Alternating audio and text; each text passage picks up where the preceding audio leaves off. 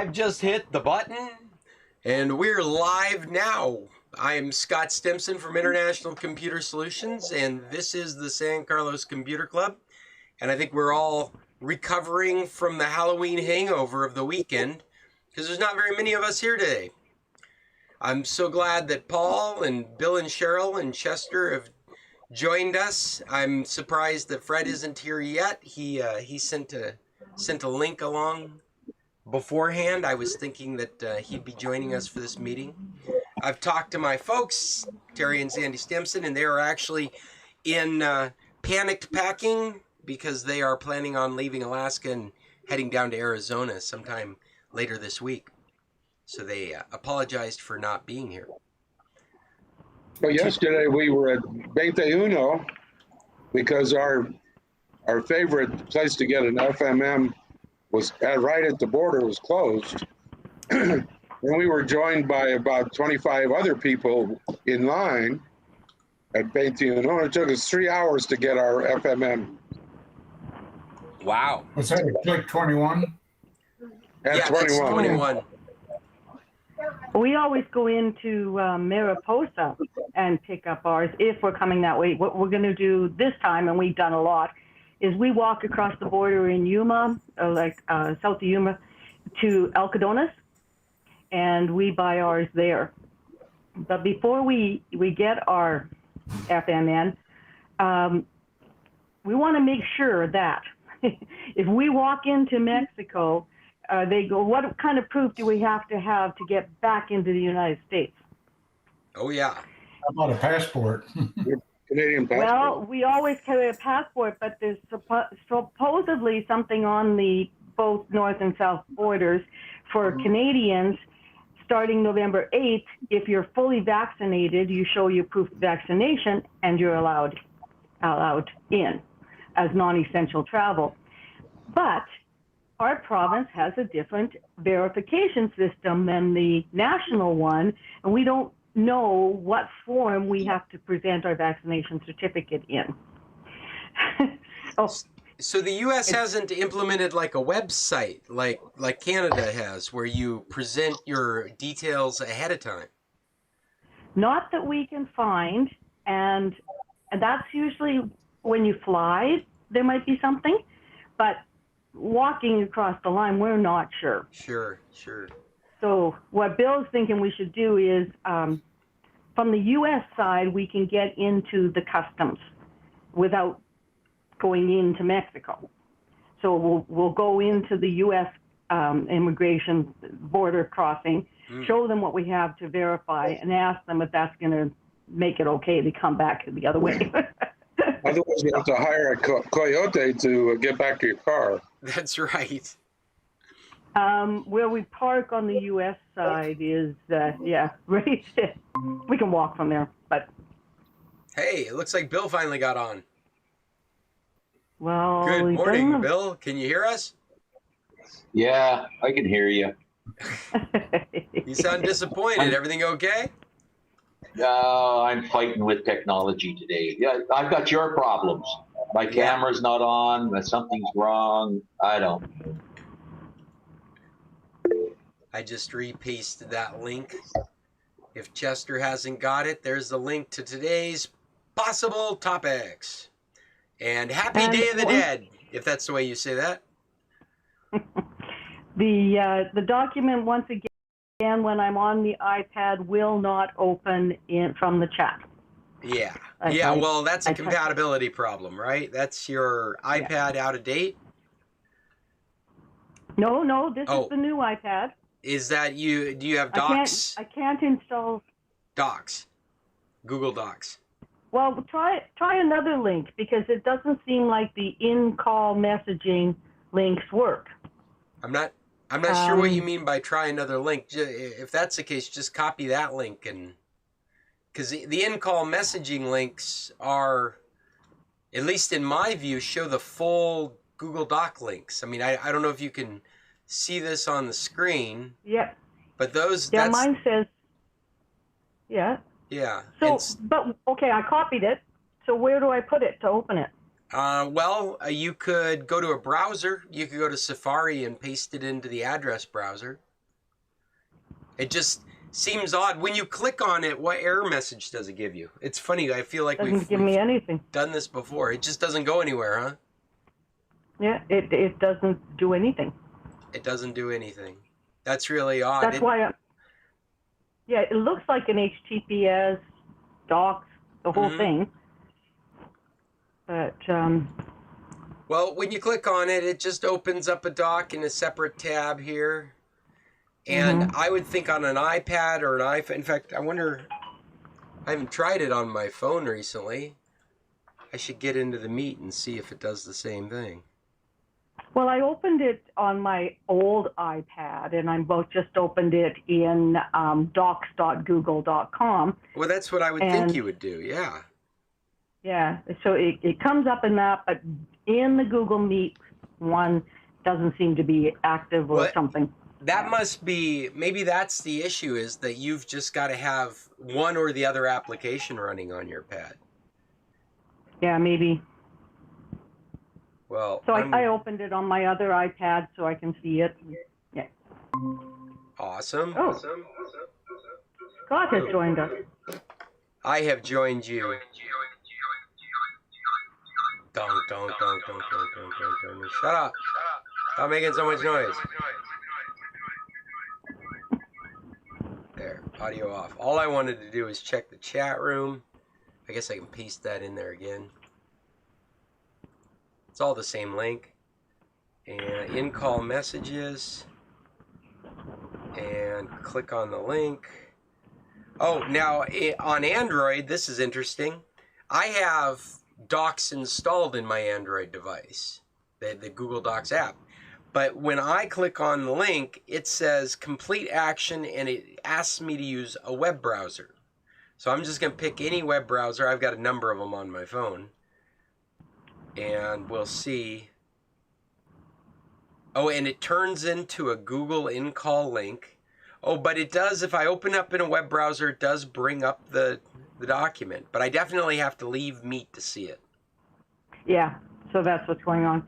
I just found out why people aren't here. Why is that? It's Phyllis's memorial service is starting right now. Oh. Well, that was poor timing on our part. Is that virtual? Is that online right now? I don't think so. Jim just said that I said to him, Scott, wondering where everyone is, and that's what his answer was. And Jim will be with us soon. He's on the phone right now. Okay. Yeah. Well, wow, that was poor planning on my part. I wish I had been thinking about that. I guess I wasn't even aware that it was going to be today. Yeah, I saw the announcement for it and what the event was going to be, and it's out at Soggy Peso, but I didn't know that it was Tuesday morning. Yeah. Well, sorry to have missed that. Good morning, James in Ottawa. James in Caroline.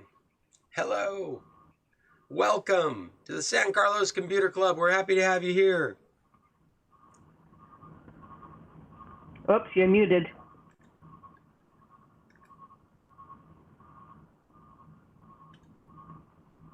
No? Sorry, I missed the beginning. Was something happening at the Soggy Peso?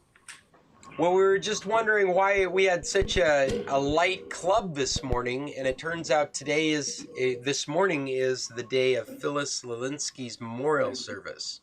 Oh. And so anybody that's in San Carlos, outside of me, who didn't realize it was happening today, is probably out there. That's the feedback we got from Jim when Cheryl was talking to him. All right. So I would have... that was kind of poor planning on my part. I would have been happy to have planned around that. I'm sure you guys would have been too. Yeah, could have done it tomorrow.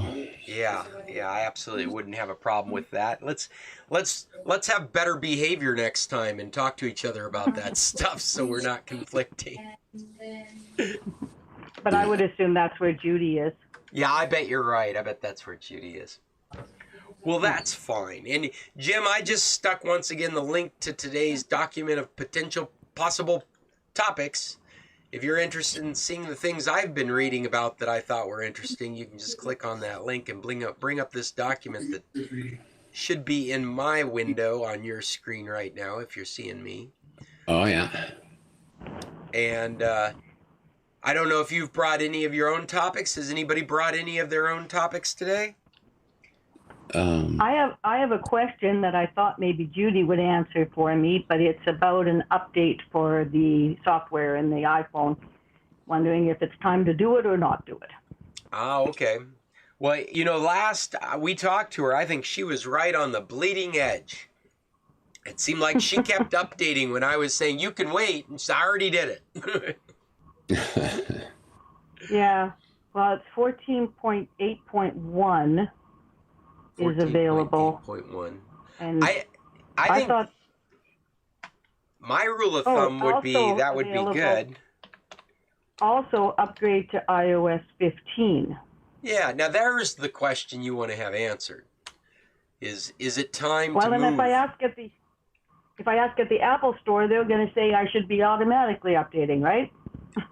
They will say, how are we going to help you if you're not running the latest software?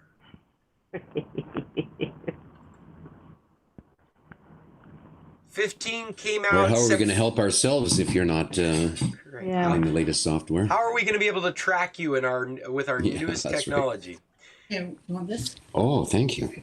So here's some ways to think about it, Cheryl.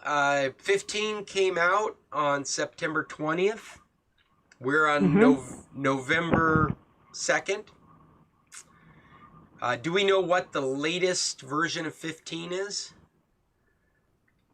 Let's see. What's the latest version of 15? See, my software version is 14.8. Of iOS. I'm doing a Google search here real quick just to see what we're looking at. Okay.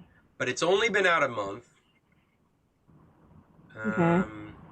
Latest version. Oh, hey, I found Macworld UK from a week ago saying, I'm stalling for it to come up. iOS 15, latest versions, problems, and new features for iPhone. And I guess we're still waiting for stuff to come up. It looks like 15.1 has already come out.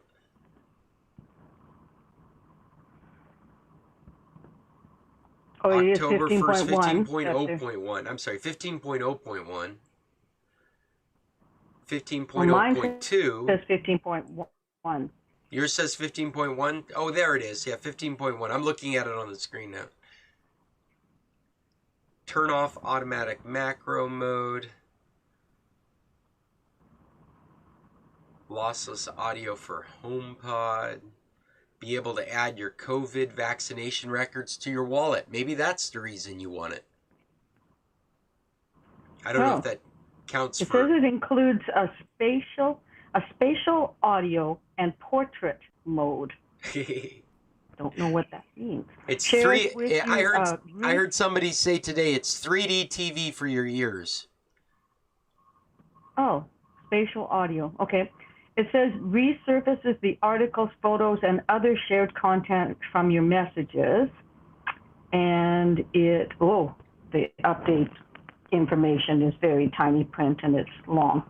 But the enhancements to FaceTime, including spatial audio and portrait mode. So, well, FaceTime. I would feel, using my general rule of thumb, Cheryl, I'd feel free to go up to 14.8.1. And 15 has only been with consumers for a month, less than a month. And they've already had 3 fixes for it, one a major fix. So I don't know if you want to be in that group of data being collected on usage and problems for 15, but I would suspect that 14.8.1 is more stable at the moment. Well, it looks like I have 14.8.1. Okay. I have 14.8, but when it says software update, 14.8.1, information about it and a link, and then it says download installed, but it's not active. 14.8.1. So that sounds to me like you're running 14.8 and you're being offered 14.8.1. And is there another section that's offering you 15? And then down below that, it says also available, upgrade to iOS 15. But all right, that's weird. That's not very Apple-ish, is it? They're not very bullish on 15 in your device. I mean, that's essentially what's going on. If most Apple updates, you don't get an option between two different versions like that. Well, and the other thing is it's not active to download an update to 14.8.1. It says because the Wi-Fi needs to be on. Oh. There you go. Okay, I think I got it. But I'm taking up a lot of time here, and I can probably work on this one. Well, that's good, and it's good information for us to have. There are iOS devices throughout our group. Yeah. We should stick that in. Questions, Cheryl's iPhone questions. And Cheryl, you had a story about AT&T we were talking about this morning. Did everybody hear about that experience? Go ahead, Cheryl. No. Bill's left again, hey? I guess so. I don't see him in the list. Yeah. Well, he's in the other room. Anyways, okay. Oh, there he is.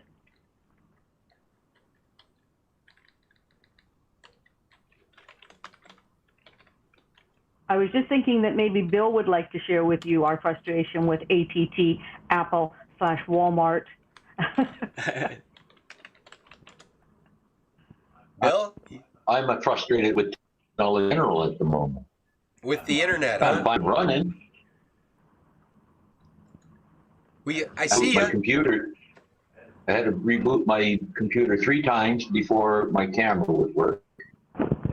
And the time I reboot, it takes about 10 minutes to reboot and get loaded, get the back on. So I'm about half hour in. I've been listening to Cheryl expound. It sounds like your laptop's having a problem if it's taken 7 minutes to reboot. Oh shit! It's been doing that for a year. I can't figure out what's going on. You don't have a spinning disk in that computer, do you? Versus an SSD, it is a spinning disk? Yes, it is. It might be time to replace that with an SSD. It might be time to make this into a boat anchor. Well, it We would are have on to. our way. Have to buy a boat. We are on our way to our. I ain't buying no goddamn boat. I used to own airplanes. That's a big money hole. The boat anchor metaphor was funny when we had huge towers on our desks, but you've probably got an Ultrabook from 5 years ago. The saying goes, there's the 2 happiest days when you own a boat. First one is when you buy it, and the second one is when you sell it. Well, the first one's when you sell it. I believe that to be true. Number 1, yeah. Pardon me, I have got a cough from a cold that I got last week, which I find rather amusing since I am a mask-wearing, paranoid, social distancing, non-touching, COVID-avoiding person, and I caught a common cold that is going around San Carlos. Are you at least 6 feet back from your computer? Are you social distancing now? You think I got a virus from my computer? Well, I'm thinking you might spread it to us. Don't worry, it's non-communicable digitally. But it is spreading through San Carlos. Keep hearing more and more stories about this stuff, and it's in your chest, and it's up in your sinuses, and it is messy. The first couple of days is just messy. I don't want to go into any more detail than that. It's sickening. Does that happen every year? It could be, Chester. You know, it was funny. My wife once again went off to a Halloween party left me home sick. And I'm sitting there going, you know what? This is not the first time that I've been homesick during a Halloween party. Not fair. Not fair. One of the theories is that since we were so just last winter and nobody caught the flu or the colds, they were more susceptible to severe things and colds and flus this year. Well, I think that's probably very true. I mean, to some extent. But still, I would think if I'm going to avoid COVID, how come I can't avoid a cold? Well, have you had your shots? I haven't had a flu shot yet. No, I think No, the flu not the shots are flu. showing up in Mexico COVID. this week. Have you had your COVID? Oh yes, yeah. Yeah, I'm vaccinated against COVID. And when I got this, I immediately ran out and purchased a COVID test here in San Carlos at the lab. They let me know the results within a couple of hours, and I was negative. And so we all felt a bit more comfortable. I did quarantine myself in my office the night before, just trying to keep as many people healthy in my house as possible. I'm not Good kidding idea. when I say this is a messy cold. It's not fair for you have to be cleaning up after yourself everywhere you go. But it stays in the head for 24 hours, 48 hours. I was not able to do much work. And then after that, I seem to be fine, except I've just got this chest rattle, this gurgle. And from the people I've talked to, that may hold on for another week or two. Not good. No. Get rid of that by the time I get there in January. Absolutely. Hey, I see Jim Cunningham has joined us. How you doing, Jim? Maybe you're not in a position where you're able to speak out loud. I don't know if you're still No, at the I am. memorial. Good morning, everybody. I just had the phone mute. Oh, muted. all right. You want to give us I an see update? it's a small group today. I don't know whether you know. Remember that Phyllis, they're having kind of a celebration of life for Phyllis out at Soggy's that started at 10 today. Under normal circumstances, Linda and I would have gone to that. But even though it's Soggy Peso, Phyllis died of COVID, and a lot of her friends are anti-vaxxers, and I don't think you have to say any more than that, Jim. I think we all sympathize with the way you're feeling. Yep, Yeah. better safe than sorry in this world. It is a bit ironic that you're having a celebration of life for a person who died from COVID and a spreader type event. Yeah, well, what can you say? Nobody's perfect. We're all have good traits and bad traits, and Phyllis was genuinely one of my favorite people. She just did not suffer fools lightly and spoke her mind and had me giggling most of the time. So, But Jim, that's I'm going to miss her. I can't imagine that she was so that she let this thing kill her, but she did. I'll ditto what you say. Yeah, I agree too, Jimmy. Those are very appropriate words for Phyllis. I loved her a lot. I've known her almost as long as I've been here. We used to share an office space together. She did real estate. There was a lawyer in our group. There was computer IT, and there was a guy that used to find laborers for work, and we were all sharing office space together for almost a year. And she was great. She helped me find places to live when you and I were renting, and she's just always been in and out of our circles, and have always loved her. She's a great person. Knew her husband, was really sad when he passed away. And you live in San Carlos long enough, you get used to this story. One goes and you expect the other to go soon. And Phyllis was almost the opposite. She just she kept going gangbusters. So I was always... the Energizer Bunny. Say that again? The Energizer Bunny. That's right. Kept on going. She wouldn't How let old was she? anything keep her down. That's a good question. How old do you think Phyllis was? I think she was a lot older than she appeared to be. I think in her late 70s. She just I would have thought even older than that, early 80s somewhere, but I don't know. Yeah, I tend to lean that direction too, Jim. I really don't know, but she's just been around for so long. She really has. And she's such a spitfire. Very iconic for San Carlos. Yeah, we've definitely lost one of a kind in that respect. But you know, I lived in San Carlos almost 40 years. Wow, I can't believe that. Yeah, I moved there in That's 1992. And Wow. I just wish I had kept a list of all of the friends that are deceased. It's Yeah. someone described San Carlos one time as God's waiting room, and to some extent I have to agree with that. That's an interesting thought. Yeah. God's waiting room. Well, we've always But called it they say about paradise. Vancouver Island too. Oh, yeah. Yeah, Well- I've shared a lot of meals with Phyllis. She loved piccolos, and I did Yeah. too. Yep. She will be missed. I'm sure glad I got all my real estate done, though. Right you are, Chester. Right you are. Yeah, real estate's crazy right now around here. Where are we at? I've got a list of topics I thought you guys might find interesting, and I have shared that link. If you didn't get it, it's the one I send in email, but I'll put it one more time in the group chat here. It'll bring up a Google Doc that everybody should have access to, at the very least to read, but a lot of you should have access to add to it, edit it.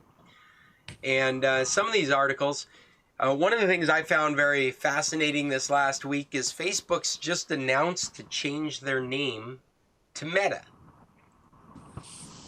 And some of you may not understand what this is. And some of you may have some idea. idea. Say that again, Jim? I said, and the sci-fi guys will. Yeah, that's right. He has quoted the metaverse so many times in his thinking for the future that he's decided to adopt this. Well, there, I just lowered my seat a little too far. To adopt this as the name of his organization. I think there's a lot of things that are affecting this name brand, or this rebranding of his name, which also include where he's at right now with the whistleblower and all this animosity right now towards his properties. I think they want to get kind of like Blackwater. They want to take that name away. they want to rebrand and try again. And so I think that plays a big part in it as well. But Mark talks about... That's a good analogy. Yeah. Mark talks about we could go down that road of thought. It's like, maybe we should all be getting out of Facebook, regardless of what they call themselves.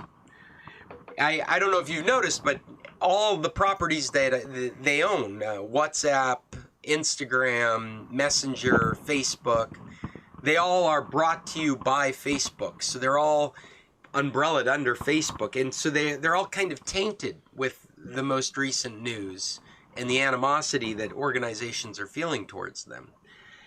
And one of the problems he's been having is with the Oculus, the VR headset, that they bought the Oculus company and they want to develop VR worlds. And he's referring to this as the metaverse. And he hasn't really I don't feel like he's done a good job of nailing down exactly what he's talking about.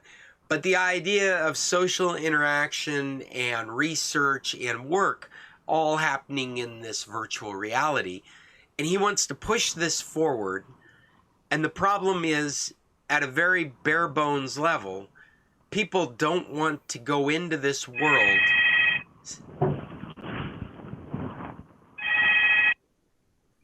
Thank you, Cheryl. People don't want to go into this world signed in with their Facebook account. It's quite as simple as that. Is that people see their Facebook as one thing, and a lot of people now are seeing that as a toxic thing, but at the very least, it's advertiser collection information. It's being advertised to. It's data tracking. And they've had a real problem with having Oculus customers. And keep in mind, this is a very small percentage of people that have VR systems. They don't want to use their Facebook account in this new world that he's imagining. And so I think that also is affecting this name branding, this rebranding. He's chosen Meta. Meta is taken from the metaverse. Metaverse, which is actually kind of funny. If you are a sci-fi fan, you're aware that anytime we've heard or seen or read metaverse, what we're referring to is the virtual escape from the dystopia that's been created around you.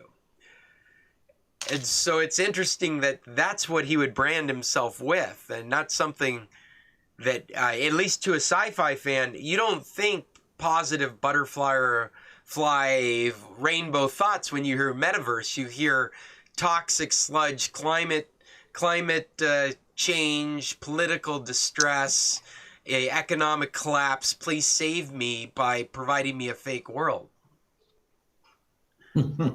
Yeah. I don't know if that's the kind of Of course, then again, maybe that's just a small niche that Meta. I think Meta does kind of make sense for what he is and what he does. Meta being a term that we use for data, talking about how things self-reference and they have extra references inside them. So you look at a web page and the metadata tells you where it's from and when it was made, but it also points you off to other data with the hyperlinks to other information.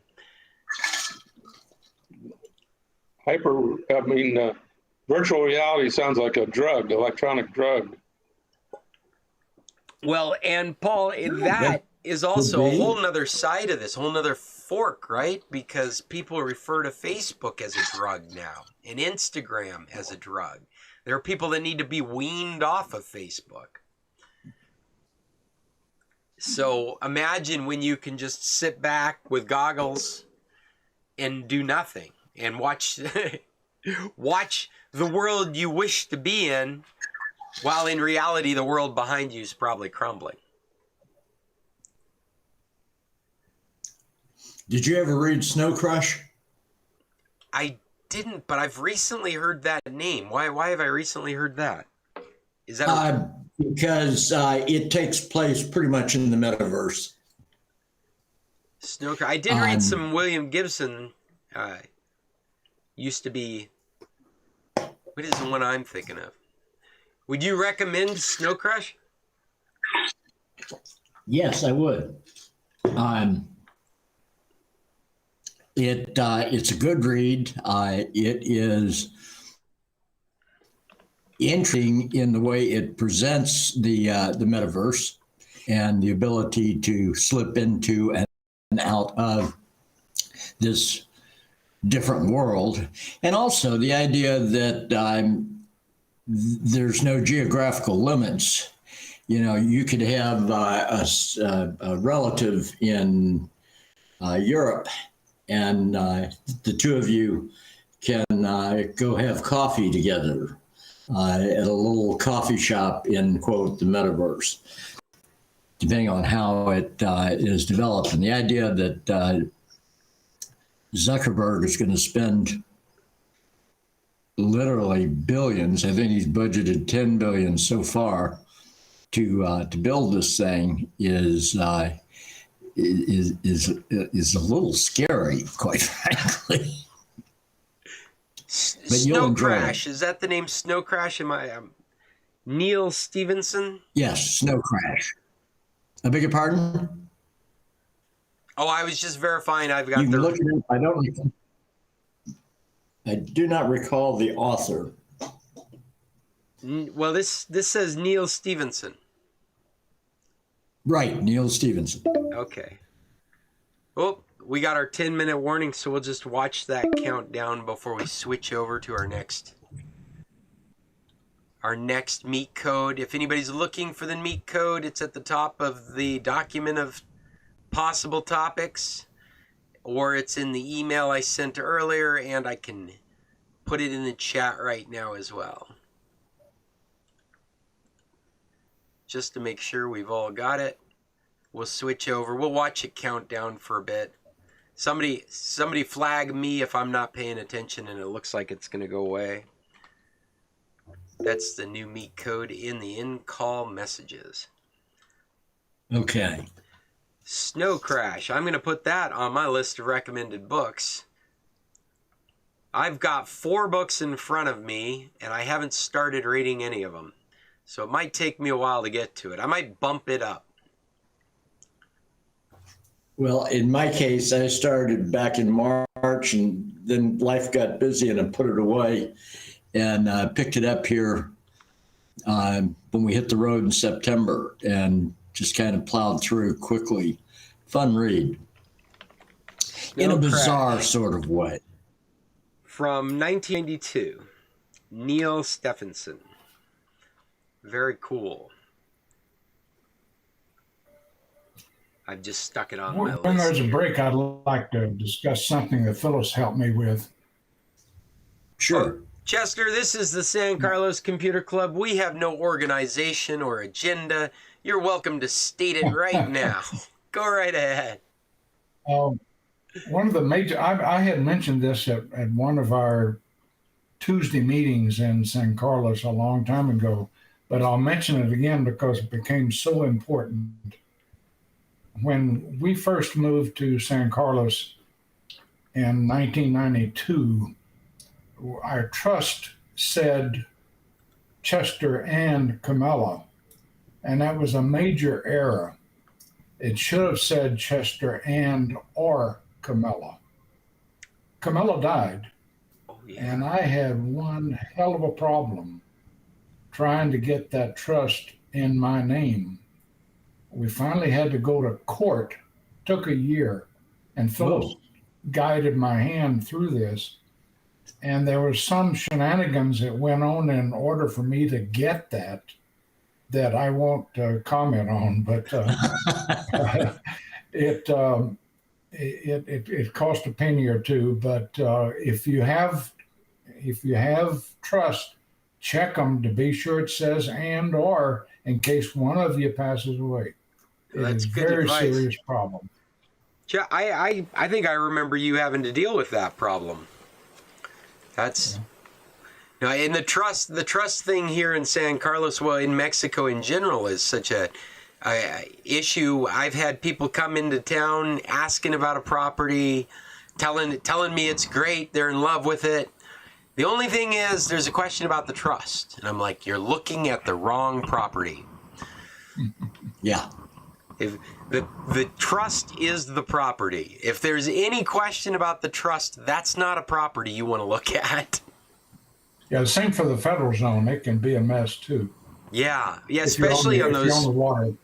those older properties like yourself, where things like you would think they were grandfathered in, but no, there was no allowances made, so new owners are dealing with old rules, or new rules are dealing with old owners. The federal zone issues. What else? Did you guys see this, that a electric vehicle company has opened up in Arizona? Lucid Motors. Did we talk about this last week? I can't remember. I don't think so. Lucid Motors is the name. They've opened up in Casa Grande.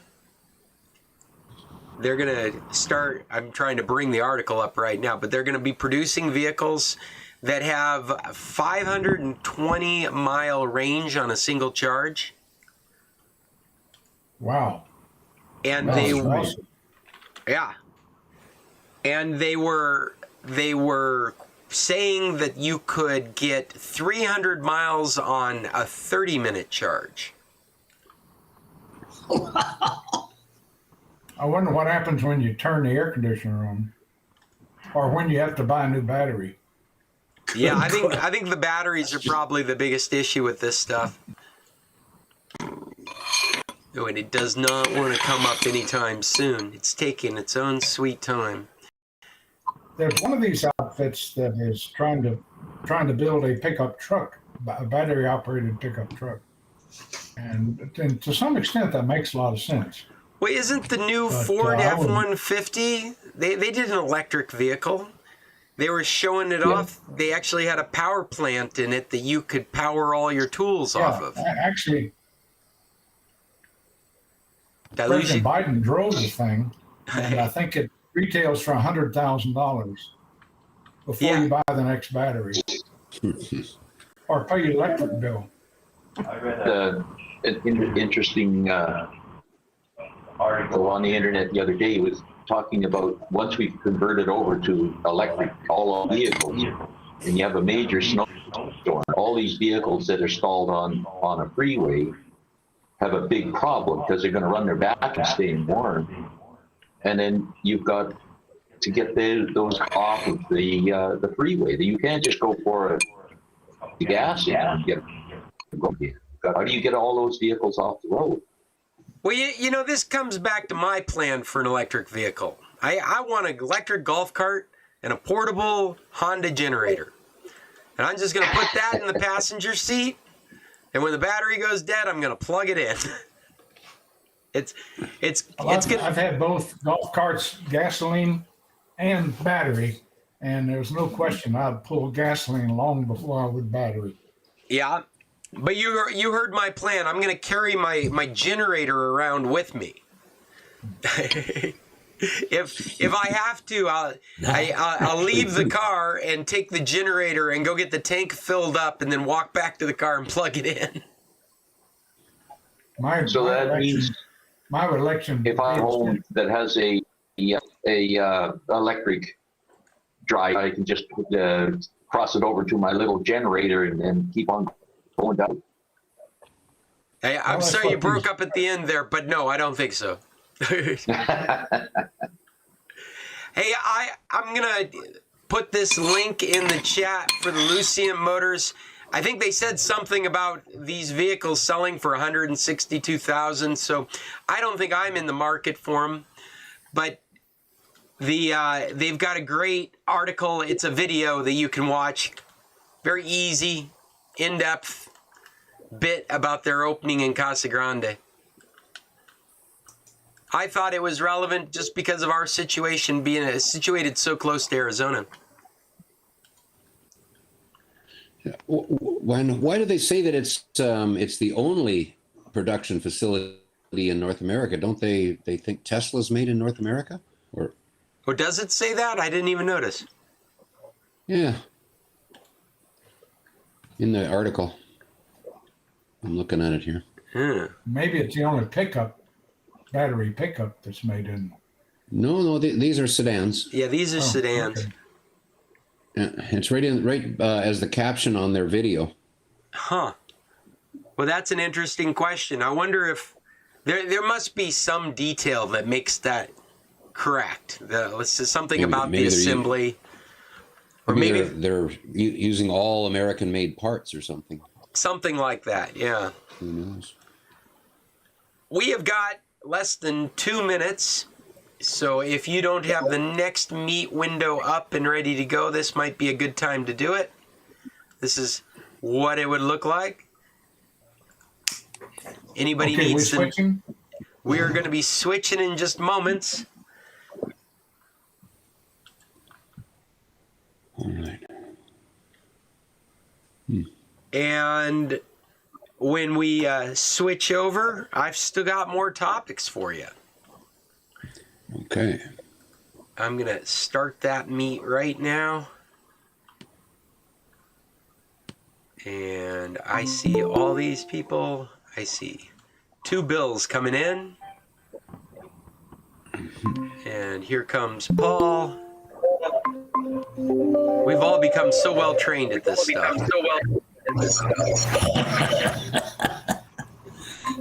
All right, I'm shutting down the other meeting. And here comes Chester. Here we are. All right, we're all back. Good to go for another 60 minutes if necessary. Did Hey, Bill and make Fred's it? joining us now. Hey, Fred. Fred was in the other meeting. Oh, I missed him joining in. Welcome. But I don't see Bill. I let both you and Bill in at the same time. But I don't see Bill now either. Maybe he's still suffering problems. Oh, there he is.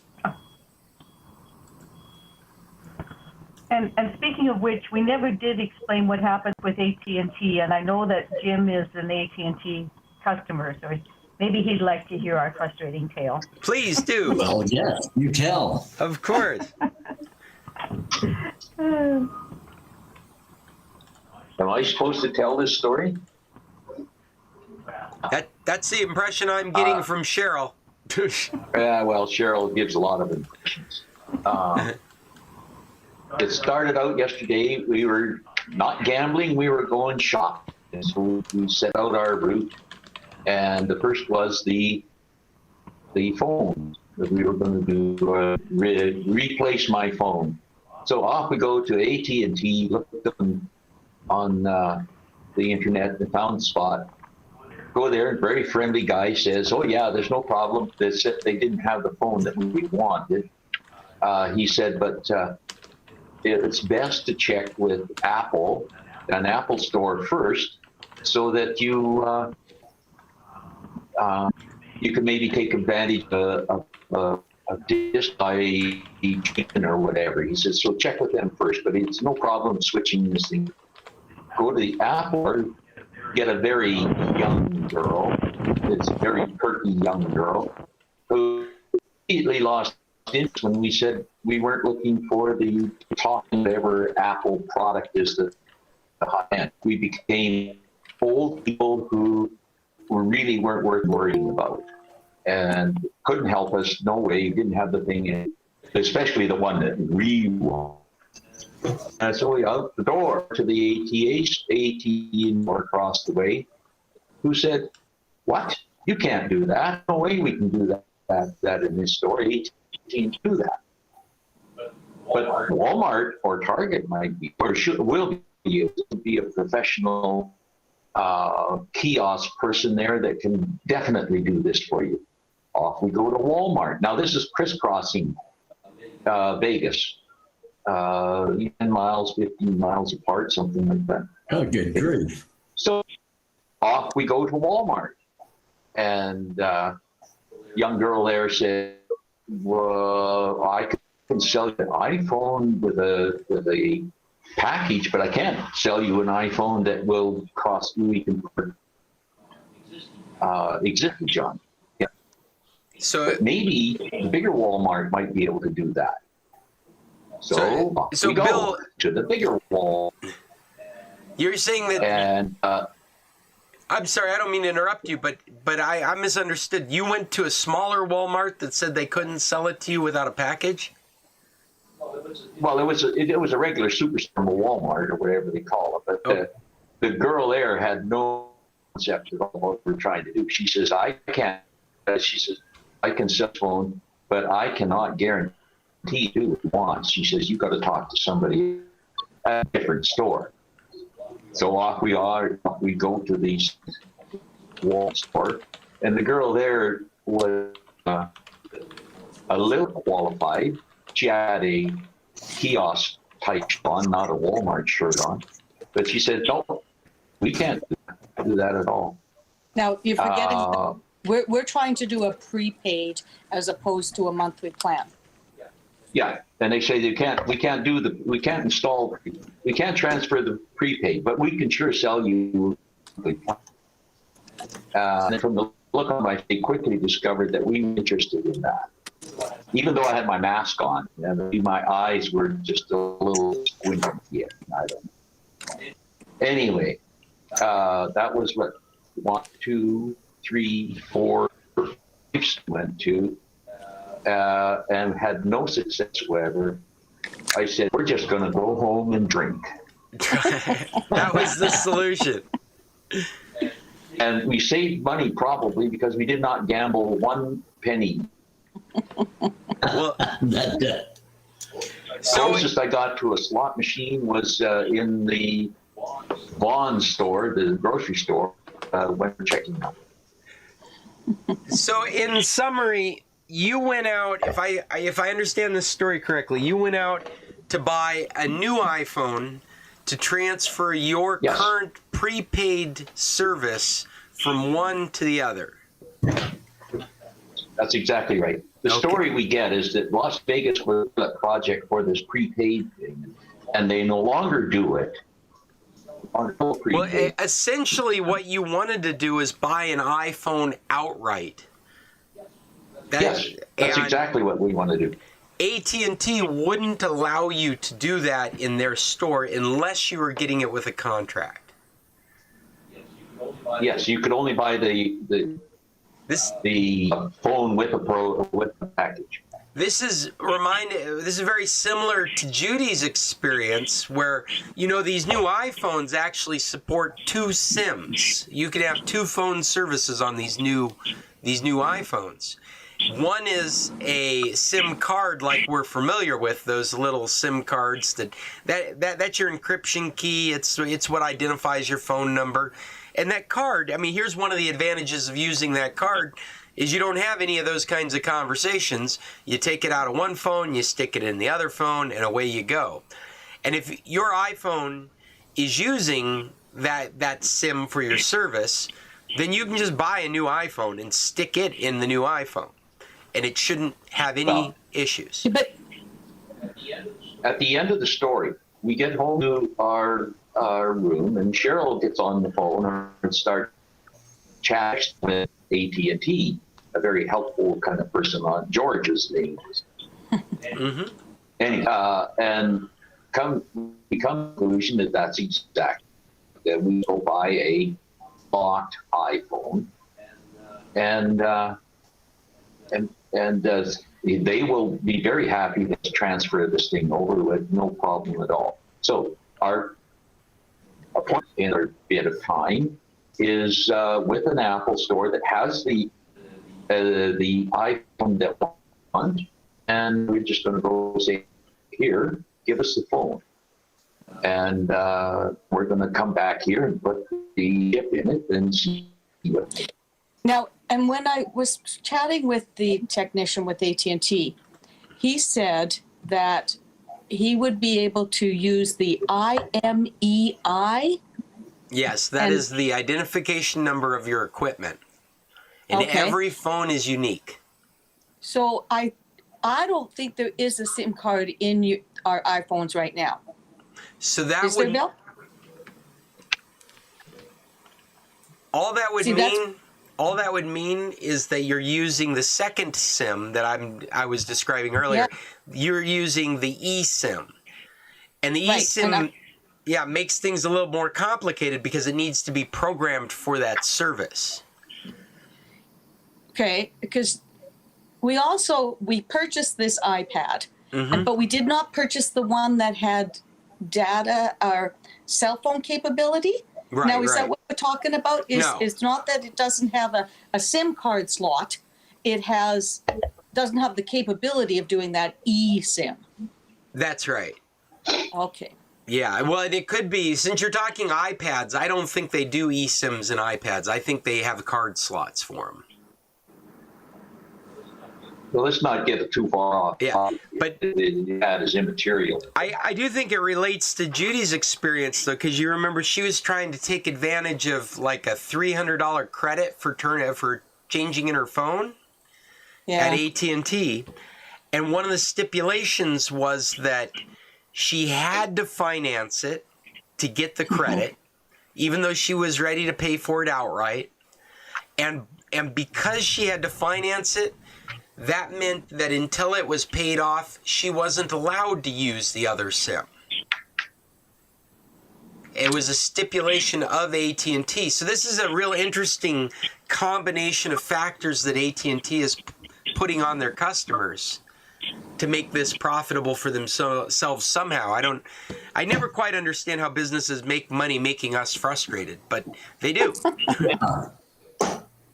Yeah, and the whole thing is that they don't like the prepaid service. They want to be selling you on a monthly plan, the telephone and the service, and it works out to be so much more expensive than what we're willing to pay or capable of paying, whatever. And so we want to stick with the prepaid. We want to stick with the plan we have, but we need to replace his phone. So it's been a fun time. Well, it brings up an interesting question that I just asked Google. Can prepaid be an eSIM? T-Mobile prepaid eSIM is an app that allows Apple iPhones with dual SIMs support activate new T-Mobile prepaid service. So you know what? This is not any kind of hardware constraint. This is totally a policy constraint. T-Mobile is doing it. You could have your prepaid configured with the eSIM, so you wouldn't have to have a card that you're swapping between devices. Or like what I've described in the past, for folks like ourselves, the ideal world would be your home service on your phone and the ability to add Mexican service when you're down here. And in an ideal iPhone world, that would probably be your home service as an eSIM and that SIM slot available for whatever other phone service you need. And a good example of that is you can walk into an OXXO and buy a SIM card. You don't have to go to any cell office. You buy it right from OXXO. They'll give you a phone number. You slide it into your phone and you're ready to go. That kind of freedom would be great if you could have your home service already programmed on the phone through the eSIM. You could also think about that as you're going to Europe. There are SIMs in Europe that you get data for a flat rate each month. You get a certain amount of data, and it goes all throughout Europe. And that might be the only time you use it. You go into a store in Germany and you buy a SIM and you slide it into your phone, and now you've got data without roaming throughout your vacation. But that kind of convenience is being thwarted by companies like AT&T who are trying to make money off of your frustration. Somehow. I don't know how they do it. I would think they would make the most money just making us as happy as they can. 10 years ago, we were pricing iPads, and the ones in the United States didn't have a door to put the SIM card in. It was just an AT&T was installed in there, and there's no way to take it out. And when we bought a Canadian one, it had a little door, so we could put whatever we wanted in there. Well, that sounds somewhat correct. I don't remember an iPad. I wonder if an iPad has it. Let me ask Google real quick. I don't remember any iPads having an eSIM, so I'm not sure how that would have worked. No, it just had the one door and one SIM card. There's no iPad plus cellular. And the door just didn't open? No, there was no door. There was just no door. The SIM card was already in there, and there was no way to take it out unless you broke the case. Open the case.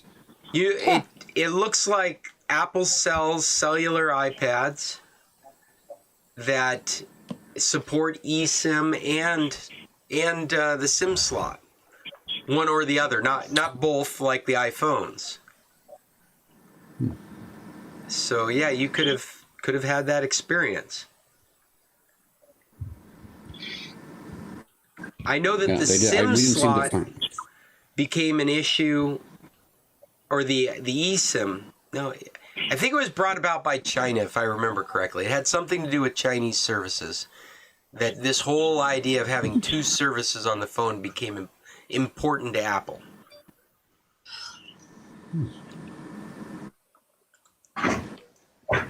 What else do we got going on? Has anybody checked out the new MacBook Pros? They're pretty beautiful, and their reviews are coming in. And one of the things that caught everybody off guard is that HDMI port is a version 2 instead of a 2.1.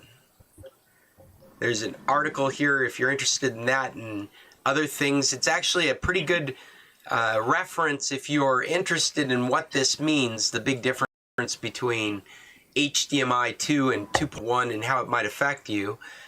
This is a good jumping off point for understanding how that works. and introduction to the MacBook Pros that have just recently been announced.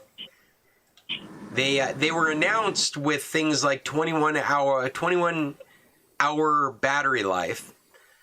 And I was just listening to some folks doing reviews saying that real life testing's got it at about 11 hours to 16 hours, which is still very impressive.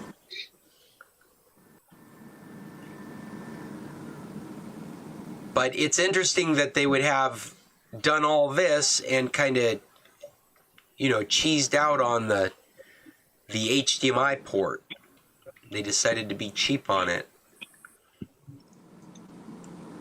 Not many people are going to notice this. As we go forward, it'll become more and more apparent as you own a device like this. Right now, it's not going to affect you. 4 years from now, it probably will. Depending on what kind of computer user you are, you may notice when you plug in your HDMI port that you're not getting the kind of performance you were hoping to get on your new monitor. Whereas anything nowadays wouldn't make that big of a deal.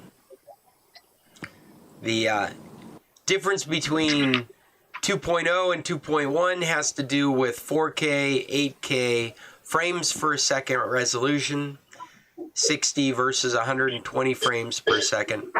And all that's in this article, if that stuff has any interest to you. What I thought was interesting is that they would cheap out on it.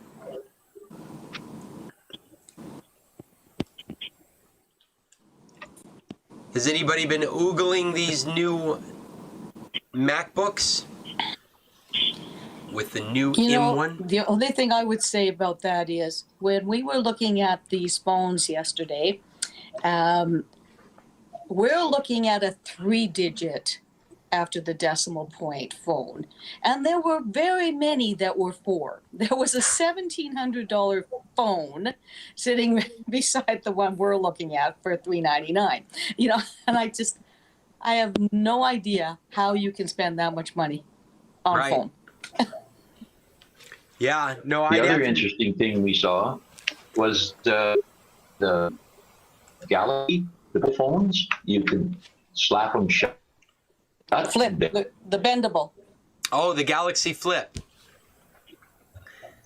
Well, there was 2 versions. One was a flip phone that opened like a regular flip phone. The other one opened up like a notebook. That's right. So you have the Flip, which is like you said, like a flip phone, and then you have the Fold. It's the Galaxy Flip and the Galaxy Fold, and they're on their version 2 now. Well, they're pretty amazing to look at. I'll give you that. Yeah, I for some reason I find that Flip idea really nice, to be able to pull out that much screen but fold it up and put it in your pocket.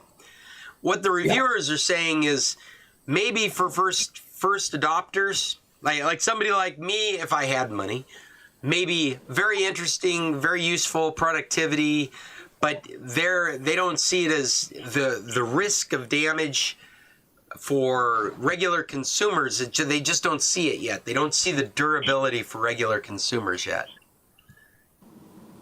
But everything about it is better and waterproof now, from what I heard. Didn't they have a recall on that tablet, the phone that you open up? Wasn't that they had a screen problem and a recall, if I recall? The version 1. Yeah, the version 1. Yeah. They had a problem where the screen would crease and break. That's a good point, Chester, is that even these version 2s, this next generation, even though they've improved so many of the things that were a problem, the design is still in its testing form. Like if you buy one of these very expensive, very technical devices, you are really contributing to their test. You're a test subject to see what kind of experience you have with it. Whereas standard phones as we have them now are pretty thoroughly tested. People drop them, they get wet occasionally, they get dust on them. People know how to treat them. They've reached this kind of common denominator of durability that we've learned to expect from them. And these kinds of devices are so new, we don't even know how to treat them for longevity. And so it still feels like a beta product. A lot of times in technologies, when they get to that point where they know the durability and so on, then the changes or is just to try and pinch money off the building costs, and so that there's a sweet spot there where they get all the bugs worked out, and then they try to make it as cheaply as possible, where it's not that they've got those big bugs worked out, but there's other things that maybe don't last as long. So how's that with Dyson vacuum cleaners, things like that, you know? Yeah, well, I'm looking forward to when folding phones are actually a thing. I think that's a big deal. I don't know if you've seen, they announced the or Microsoft announced the next generation of their smartphone Duo, which runs an Android operating system, which people make fun of. It's a Microsoft product running Android. And it's the exact same thing. It's a much more stable product. It's got a better build quality, but it's still such a niche use case, and it's still so new. What they've done differently with that is that it's not a folding phone. I mean, it folds like a book, but it's two separate displays, which I think's a great concept for right now, right this moment. If what you just need is more screen real estate to do what you're doing, then I think two separate displays with a hinge between them makes a lot of sense, because you're using old technology, you're using something that's been proven to be stable. Instead of this folding glass, you're using these rigid screens folding together. Probably the only two disadvantages that I see with the Surface Duo right now is that they haven't done enough software that takes advantage of two screens. On a folding phone, you could get away with modifying a tablet application. There isn't a lot of Android tablet applications, but you can get away with modifying a tablet application to fit across it.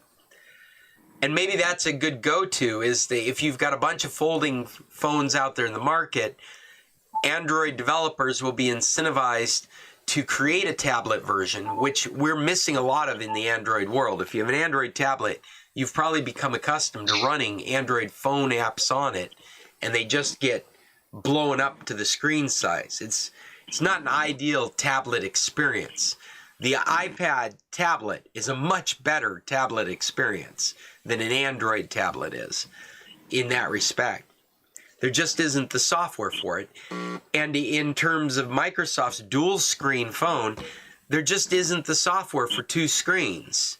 They've done a couple of their own things to take advantage of it, but developers in general out there haven't done anything to really take advantage of it. So that's one disadvantage I see with that product right now. The other is the camera bump. They've got this folding phone, but the camera on the outside, it's not flush. So you can't flip it all the way around. You can flip it all the way around, but you can only flip it around 350 degrees or 345 degrees, and there's a lip that butts up in between them sitting flush against each other. And that, to me, I think is just a really chintzy way to do it. It's ripe for break and dirt and problems with it. And so the software and that design element alone, I think, are good reasons not to be, and all this stuff is just so new and so expensive. It's hard to take seriously. It's not ready for mainstream. Yeah, but Scott, the main advantage to that fold is the awe factor when you sit down for a high-end with your other friends, people are old. And they go, oh, ooh, ah, you're paying. Do you remember that from when the iPhone was first released, the very first iPhone? Like, somebody would pull out an iPhone in a crowded room, and all of a sudden, he'd have a crowd of people around him asking questions to see how it worked. I think you're right. I think they're trying to hit on that. Well, it's probably this ring originally. It's for 10. Say that again, Bill? I said the same idea as getting a nose ring when it came out. I mean, it was for the attention. It wasn't for helping you blow your nose. Yeah. Well, I remember there was a period of time where if you're standing around with a PDA in the corner, you were a real nerd.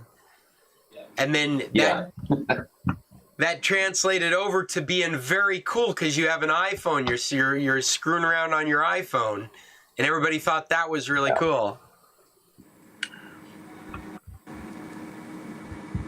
Have you guys been following the NFTs, the non-fungible? What do you call them? Non-fungible transactions?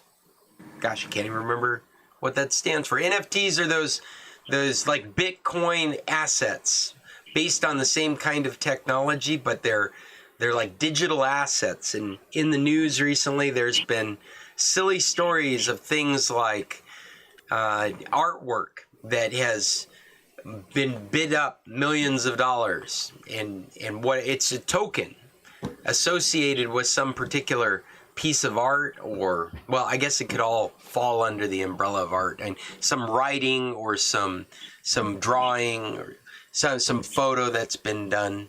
And the idea of the NFT is that that the ownership of this digital asset is trackable, and so there you can theoretically deal with it as though it's a unique item, and that uniqueness is what gives it value.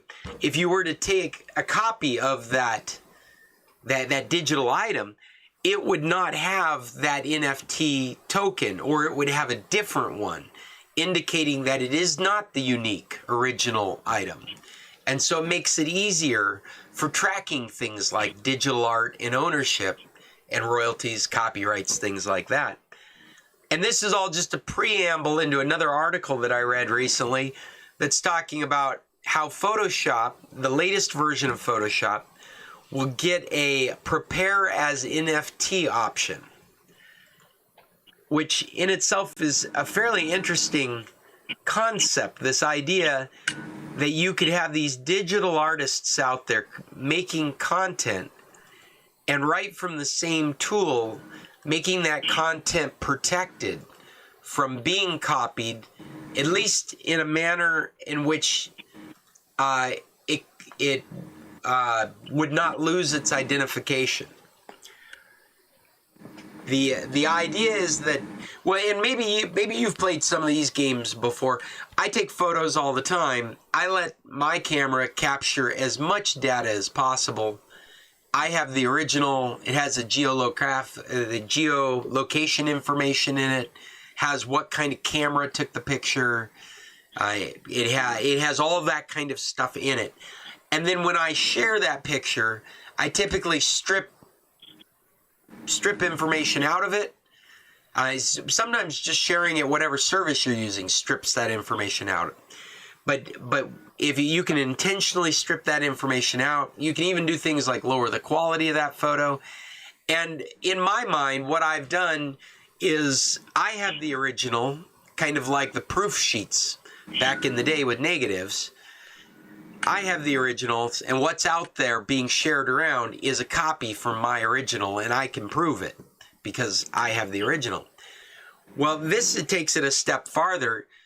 This is a system of stamping that asset as original with a unique code, and then you can set it free, and any copy of it is not the original. It can't possibly be, using these NFT paradigms. The fact that it would not, if someone were to put it on a screen and screen capture it, that would not have any association with this NFT token, and hence would by definition be a copy and not the original.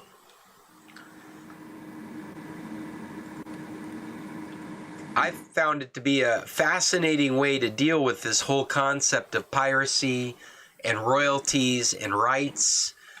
You could use Photoshop to be creative, put your works out there without any concern.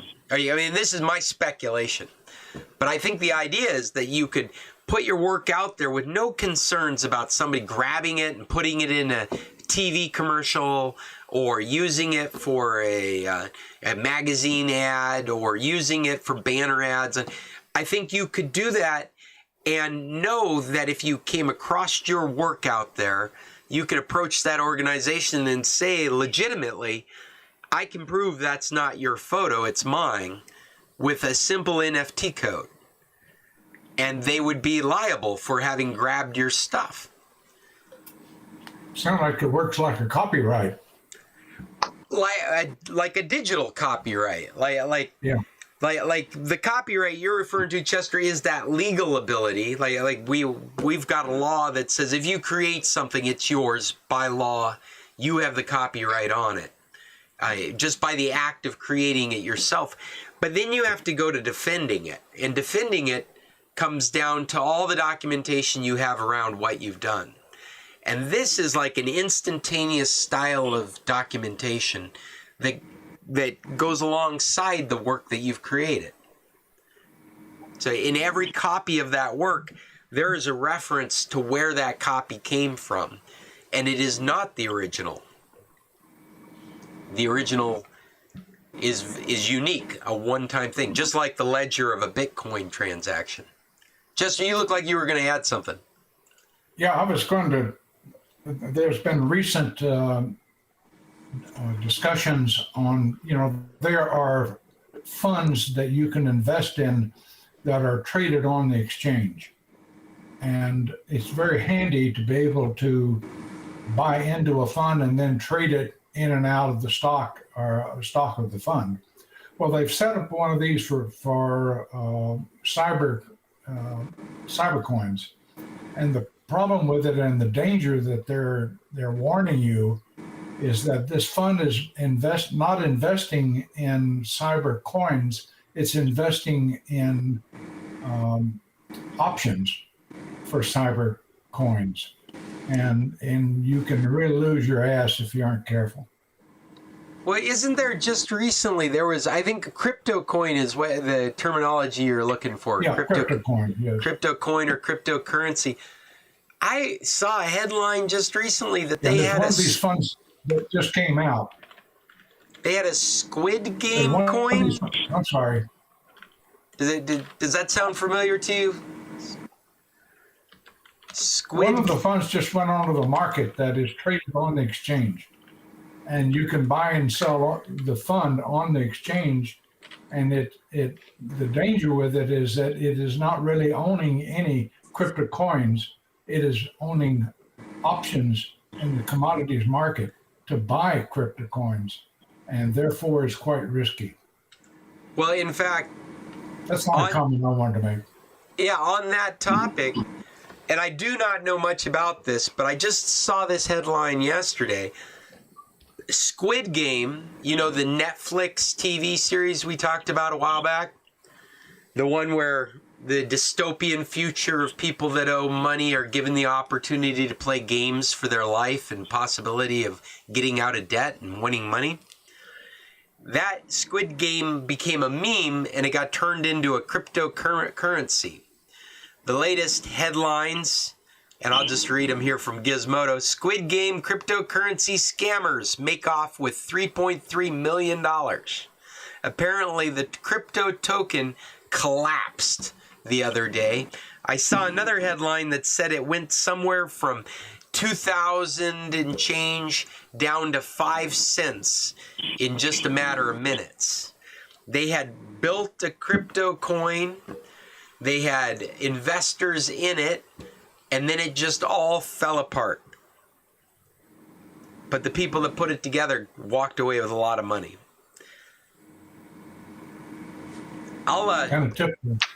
I'll look deeper into this article. I should have included it for this week's, but I'll make it a follow-up for next week because I think it'd be interesting to get some of the details about it. Because people are just speculating on anything right now. It reminds me of the .coms back in the They're doing with crypto coin. Chester, correct me if you think I'm wrong. They're doing with the crypto coins right now what they did with the .coms back at the turn of the century, back in the late 90s, early 2000s, where they were just speculating on companies. And tech people like myself would be following them, going, why are they putting all this money? Why does this company have all this worth? Because they don't do anything. They don't produce anything. But the whole concept of an internet company was thought to have so much value for the future that they were just dumping money into that. That's where these large IPOs came from. And eventually, and it all crashed. Yeah, that's It all right. crashed Eventually, the .com bubble burst. Yeah. I have to wonder if the same thing isn't going to happen to the electric car industry. Oh, really? You feel that way? Well, what some of these stocks are selling for, just the prospect of one of them came out and is recently selling for $20 billion. That's worth more than General Motors or Ford combined. And they're betting on the come when they're betting that this electric cars are going to just be tremendously profitable. So, it's buyer beware. Yeah. So Scott. Yeah, Bill. It's slightly different. This is non-digital, but I read an article the other day that said the Banksy street artist. Yes. And he sold a picture at the Sotheby auction that as soon as the gavel came down, sold. It sold for $1 million. I think. The built-in shred-in frame that shredded half of the picture. As soon as they say it's sold, it just starts bringing the picture out. So it's all in strips. There's half the picture at the top and half underneath. It sold again at Sotheby's for $1 million. The guy who bought it resold it, and they were trying to make sure that it didn't grind the rest of the picture up. So basically, the guy bought a picture at it, a full one. He wound up with a partially shredded. This guy was hoping didn't shred the rest of it, I guess. Well, Anyway. I remember reading about that, and it really, art is obviously in the eye of the beholder, huh? Because Banksy, that's his name, right? Banksy? Yeah, I think so, something like that. I think he said the shredding is part of the artwork.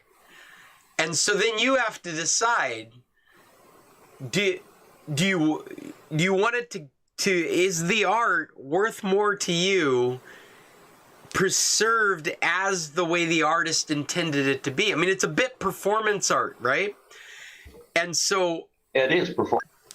yeah, and so the value that you're deriving out of it, is it the aesthetic value that you get when you look at it, or the fact that it was shredded during the purchase? Which part of this is the art that you're paying for, and where's the value?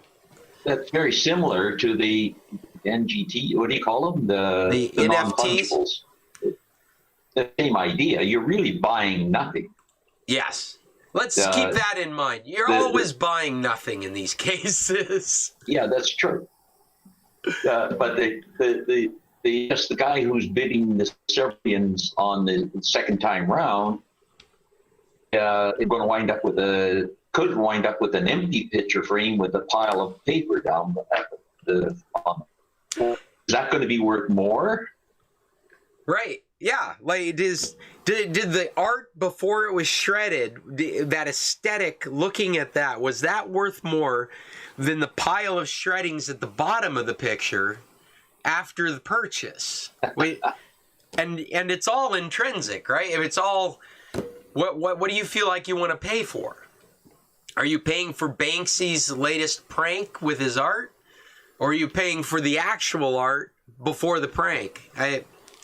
I don't know. It's too surreal for me to take seriously.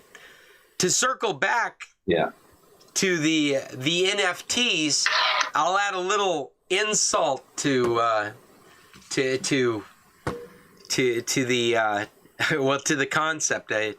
Wait, what is that phrase I'm trying to think of? Insult to injury. Insult to injury is that the NFTs, what we've discovered is that they don't actually contain the artwork. Like whatever it might be, whether it's a journal article or it's a book or it's a picture, it could, but that's not the way this is working. Is the NFTs, from what I understand, is just another blockchain. And it's associated with a web address that is the reference to the art. And so you're really not getting anything for you when you get the NFT, except a reference that is yours in a blockchain that's keeping track of these things. So you can't even go to the NFT and pull the artwork out of it.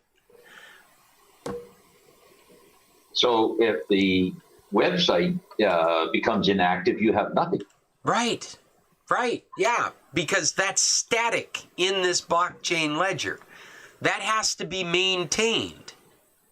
Somebody has to maintain it. I saw an article about NFTs, and some a younger girl, like a teenage girl, was creating just designs on some program and selling them as NFTs, and she was selling them for hundreds of thousands of dollars too. Well, this is. Go ahead. I got to go back and see if I can find that article. It was. I figured this is really strange, but I think this is a right market for it, though, Bill, because we've got a whole generation of people that have grown up buying non-tangible goods. Yeah. They buy hair colors for their avatars and dressings for these virtual characters. They buy every time you go to the App Store. Say again? You're just buying something off the app. You never see it as an icon on your screen. That's right. I've had my children approach me more than once going, can I get Robux? Because I want to buy things in Roblox. And so what are you going to buy? And so I want to buy a new suit for my character. Right? Yeah. And it's like, okay, but you realize that's nothing. Those are ones and zeros. There's absolutely nothing there. It's like, but now we're back to the foldable phone. You know, you put a new suit on your avatar, and your friends who are playing with you go, ooh, ah, there you go. Oh wow, where'd you get that? I feel like we've been doing this kind of stuff over the last 20 years, and for a long time, and say, watch what happens. Micropayments, subscription services, digital goods. We are getting trained to pay the same kind of value as we do for real life goods for digital goods. Well, when you can spend millions of dollars on a photoshopped or created piece of stuff from a teenage girl, I mean, we're there. Yeah, absolutely. Anyway, we have to go. We got iPhones to buy. iPhones to buy. Well, we can't wait to hear next week about your success. the iPhones buying trip part 2. Hey, Bill, if you don't catch the rest of this, you'll want to check out the blog post when I got it posted, because there's I know you're a Windows user at times. And Windows 11, it's coming out. More computers are being found to be compatible and running it. And I got 2 other links in here. One of them is for for you to do a PC health check to see if you're compatible with Windows 11. And you should rerun it if you ran it before. And then there is also a really funny video of a 15-year-old computer running Windows 11. So if you have any doubts about your old computer being compatible into the future, this will probably set that at ease. I tell you what.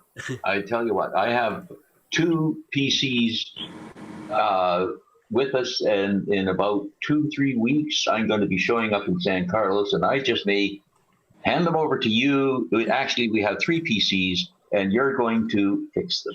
I will be happy to. I will not be installing Windows 11, not from any political position or ego or animosity, but just because I think you don't need Windows 11 until you need Windows 11. And Windows 10 will be supported and kept up to date until 2025, and it will run parallel to Windows 11. And I have seen no reasons to bring an old computer over to Windows 11. What Windows 11 has to offer to us are things that new computers can take advantage of and old computers cannot. And so you need to be wanting to take advantage of those new things. And that would require I tell you what I'm interested in is less than 10-minute boot time. Yeah. I don't care about Windows 11. Good for you. Okay. Making old computers work is my forte. Yes, I know. And you'll. This is an old friend of yours. You worked on this last winter. Oh, awesome. And he worked on my HP. Yeah, I think I worked on them remotely, didn't I? Yep. Yeah, one of them. Yeah. Well, this one, the one I'm on right now, is the one you were working on, the one that slows down as soon as you start doing anything with it. That's right. Is that still an issue? Oh God, yeah. But you were using that fan thing. Well, that's the other one. That's the. Oh, I'm sorry. That's the one that was slowing down. It's one that I got running Linux running on it right now, and it definitely helped. I found a cooling fan base. I set it on there. It was $6 to buy this thing at a discount place, and it will drop the temperature 10 degrees easy on that machine just sitting there. And that increases the performance. I mean, it ended up being related to a thermal issue, didn't it? Well, I'm not sure because it's just running Linux, and I just run it alongside there to see what it's doing. I haven't really been doing anything on it. Well, it's running at home now, isn't it? No, it's off. It's with us, dear. Oh. And I'm gonna get to see it soon, I bet. Yes, you are. Okay, I'm gone. You guys have a good day. Yep. iPhone hunters. Hey, Bill, tech on. Yo, tech on. Yes. Okay, bye. See you, Cheryl. Bye, See you, guys. Bill. Fred, you had sent me a link to a Mac parts and help location, Mac sales, tech tips.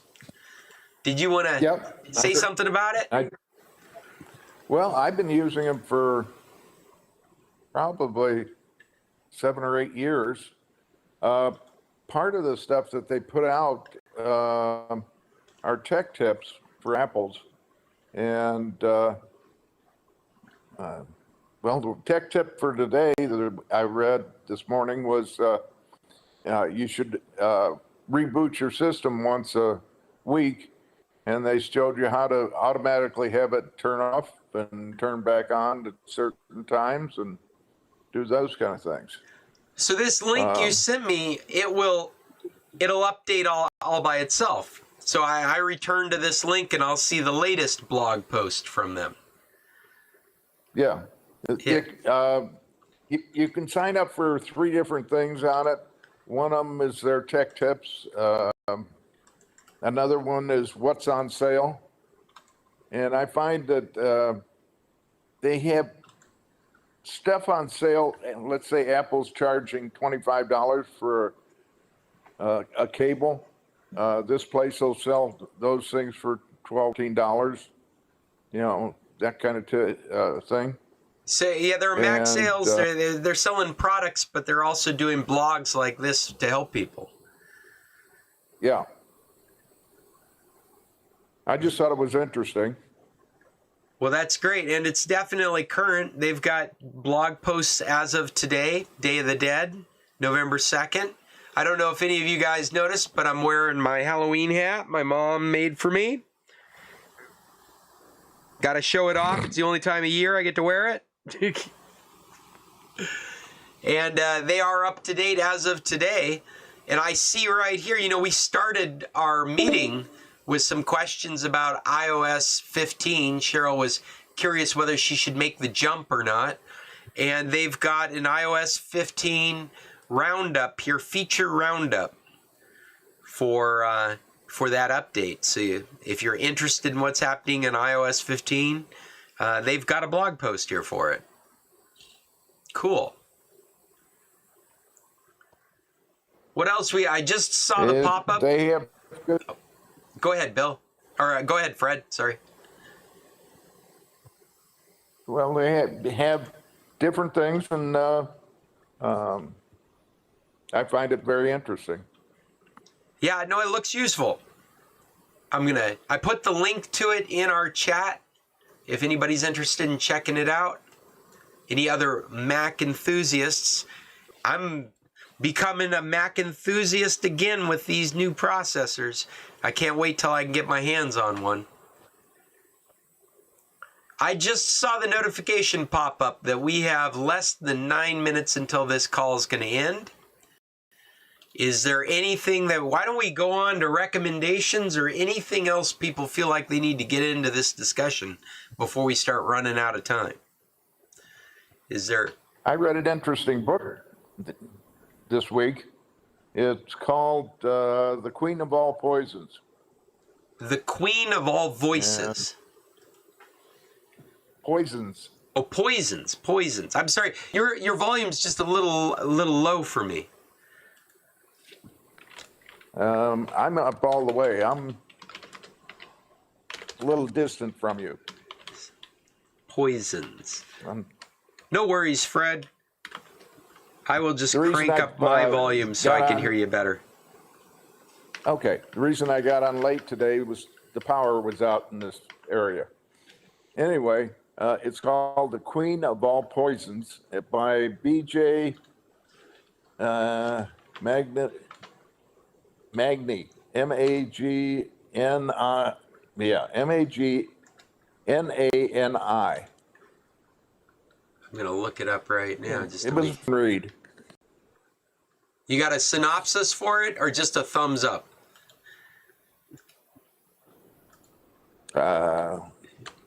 It's You don't it's have about to... a person who poisons people for the government. Oh. She's a toxicologist, I guess. And it was a fun read, as always. It says Dr. Lily One I've Robinson. enjoyed. Ebook by, Magnini B.J. The Dr. Lily Robinson Novels, Book 1. So there's a series of these.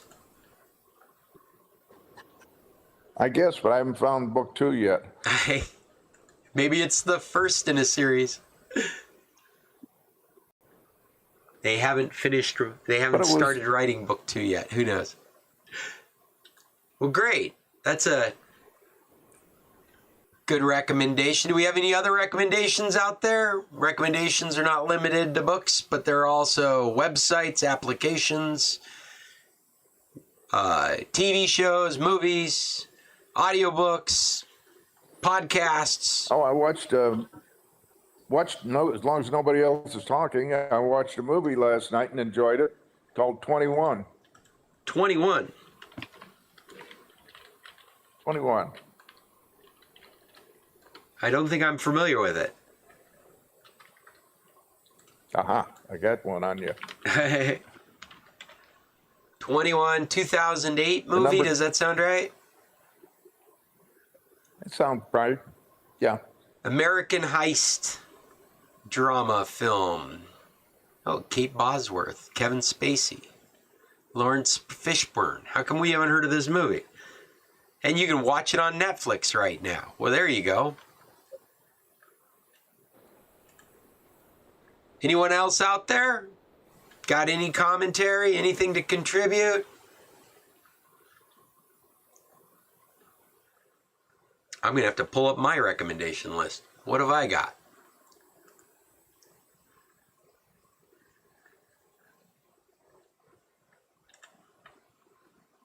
I think we got through my whole list of topics. Wow, that was quick.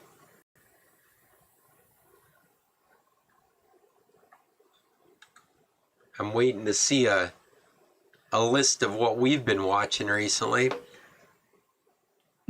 You know what I just recently rewatched in the background that is really good? If you guys haven't seen it, it's the Chernobyl miniseries. I think it came out about 2-3 years ago.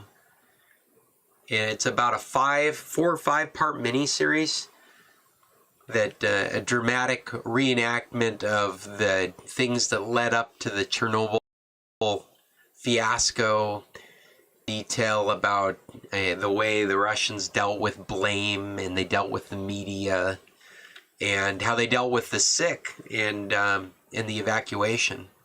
If you haven't seen it, it's real interesting. It's not a documentary, it's a dramatization, but definitely worth taking a look at.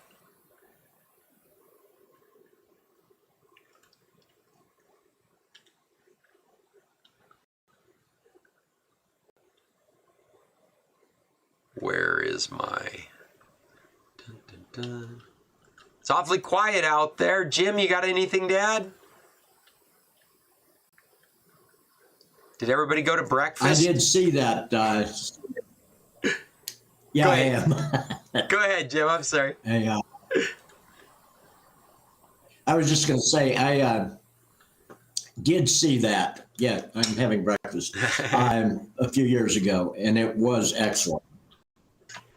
And terrifying when you realize just how dangerous it was and how out of control it was. On rewatching it, I realized that the first time I watched it, I didn't realize how out of control it was.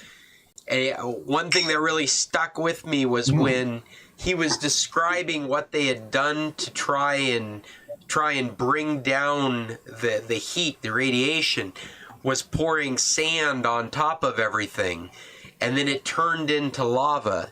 And one of the officials looked, so you created lava, right? And I mean, it gives you a real impression of like what a catastrophic experience they were having. That now they've created a volcano, and that was better than what they had before. Like, that was to be expected.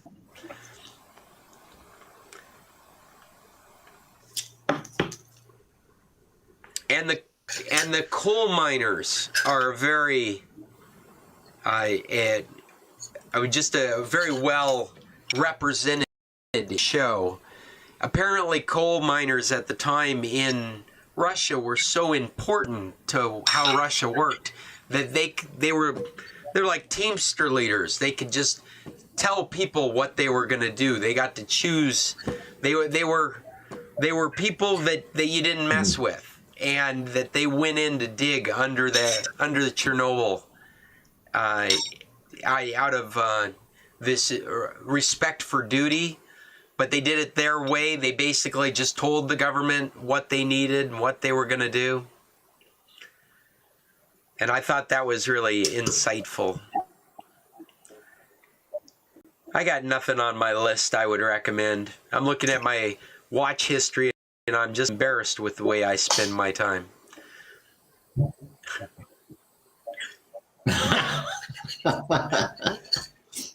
I'm still watching All Creatures Great and Small. If you're a James Herriot fan, I don't know. It's a weird pleasure of mine from when I was a teenager. Classic stories done well on the BBC. Just another... Say that again, Paul. I'm sorry. Is that a new edition with new episodes? Well, it's a new series. It's a 2021 series, 2020-2021 series. But it's all the original stories. Oh, really? Okay. Yeah, totally worth it. Yeah, if you're but James... I mean, we watched it. Go ahead, Paul. I'm sorry. We watched last year or the year before. We watched last year or the year before. We watched a whole series. Hey, I gotta say goodbye. We're getting disconnected. We'll see you next week. Tech on. Are we still here? I just got the countdown. Nope, we're gone. Well, how was that for a sign off? I guess everybody in that group, none of them are surprised that we might end our meeting like that. And so I don't think there's any apologizing or catch-ups that need to be made to call this the end of this week's San Carlos Computer Club. Thank you for being with us. I'm Scott Stimson, the host of these meetings. I'm from International Computer Solutions, and I do computer work remotely as well as on site. If you have issues that you need an IT professional to check out for you, you can reach me, Scott, at internationalcs.net. If you're interested in our club meetings, they happen every Tuesday at 10 o'clock. That's Arizona Sonoran time. We do not recognize daylight savings, so keep that in mind. Our times change everywhere else in the world except in Arizona and Sonora. If you're interested in our club meetings, check out scclub.org. Check out our YouTube channel. We've got a podcast. Do the search in your podcast collector, The San Carlos Computer Club. We do this every week, do artwork. We post our links and things we talk about. You can find it all on our site, scclub.org.